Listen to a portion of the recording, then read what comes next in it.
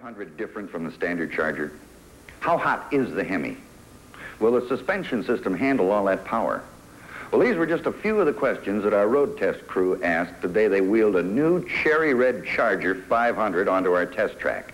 This is obviously the car the Dodge boys designed for Daytona.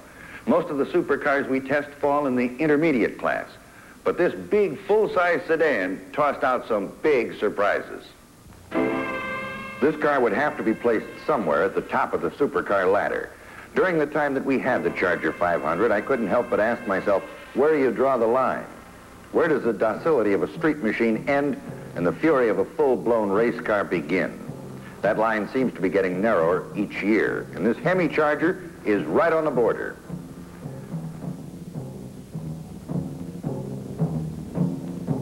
The exposed headlights mounted in the flush grille distinguish the 500 from the standard Charger.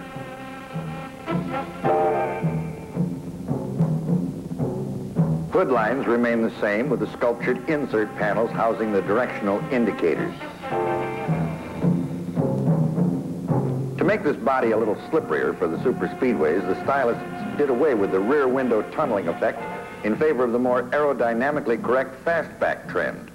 Apparently at high speeds, a vacuum would form in the tunnel pocket, and on the high bank tracks in rebel country, this could mean 2 or 3 miles an hour extra.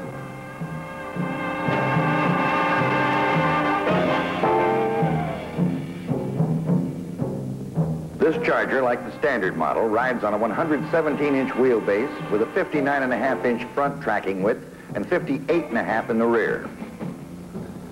With this 4-letter exciter hung on each side, you won't find too many takers at the traffic lights. This is one of the quickest ways I know of to do your thing. 426 cubic inches topped by hemispherical combustion chambers delivering 425 horsepower. That's about 1 horse per cube. And if that doesn't excite you, you better check your pulse.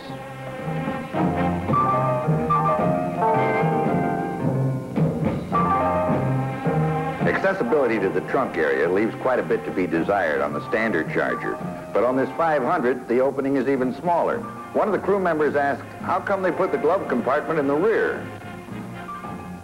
The bucket seats, as in the past, are great. They give excellent support, and they're very comfortable even on long trips. Legroom up front is plentiful. This, however, was not the case in the rear. The seating was all right, but you have to find some other place for your legs. But if you are uncomfortable in the rear, all you have to do is look at this beautiful dashboard and you forget all about it. No lights, all gauges. It makes the driver feel kind of necessary. And we still feel that this torque flight transmission is the best in the business.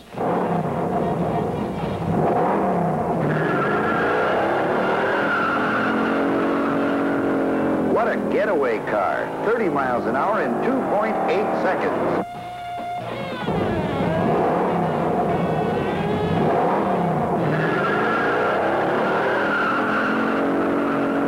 I think it was going 45 miles an hour when we left the line, but the clock said 4 seconds flat.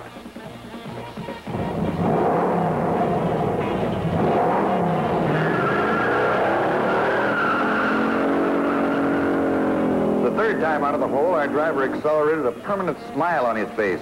He had 60 in 6.9 seconds, and that's fast enough to wipe the stripes off. With this street rubber, we had more wheel spin than a Las Vegas roulette table. Our best quarter-mile goal was 14.1. For binders, we had discs up front with drums in the rear. From 30 miles an hour, it took 40 feet to stop. Pedal fade was about average. There was quite a bit of heat buildup, but those 11-inch discs up front dissipated it rapidly. From 45, we shut down in 71 feet. We tried about 7 or 8 65-mile-an-hour panic stops. Our average stopping distance was 178 feet. After a workout like this, the heat was intense, and we had to stop and let them cool down.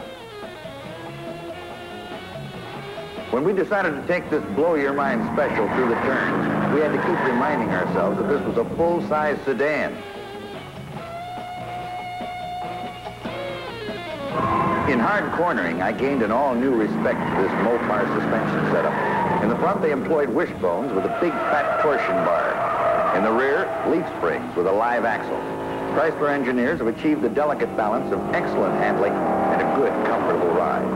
We find that many of the supercars today have a strong, beefy suspension system, and they ride just that way. You get a little bit tired of having your back teeth rattle loose every time you drive over to the corner drugstore. Body roll was not excessive, and recovery out of a drift was excellent. We filmed this 70-mile-an-hour turn in slow motion. You'll notice that coming into the turn at high speed, the front end starts to wash. But with that Hemi Hummer in the forward compartment, you can put your rear end anywhere you want it.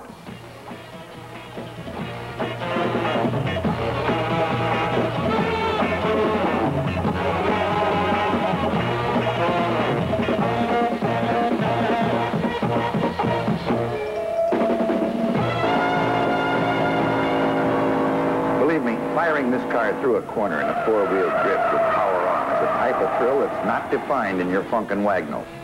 Whenever we'd drive it to our downtown offices, the parking lot attendants would move it every 5 minutes just for the fun of starting it. It only got 7 miles to the gallon, and it was noisy. But the Charger 500 is the kind of a car that quickens your pulse and puts a fire in your guts. And really, that's what supercars are all about.